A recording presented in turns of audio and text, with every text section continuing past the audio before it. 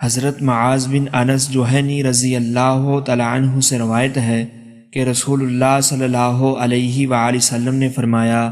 جو شخص زینت کا لباس خالص اللہ کی رضا مندی اور اس کی تواضع کی خاطر چھوڑ دے، باوجود یہ کہے وہ اسے میسر ہے، تو اللہ تعالیٰ ایسے شخص کو قیامت کے دن تمام خلائق کے سامنے بلائے گا تاکہ وہ اہل ایمان کے لباس میں سے جسے چاہے پسند کرے اور پہنے۔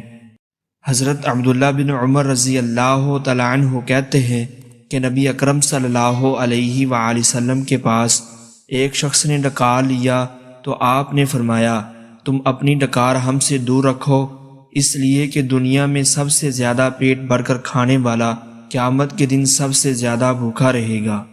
حضرت عبداللہ بن مسعود رضی اللہ تعالی عنہ کہتے ہیں کہ رسول اللہ صلی اللہ علیہ وآلہ وسلم نے فرمایا، کیا میں تمہیں ایسے لوگوں کی خبر نہ دوں جو جہنم کی آگ پر یا جہنم کی آگ ان پر حرام ہے؟ جہنم کی آگ لوگوں کے قریب رہنے والے،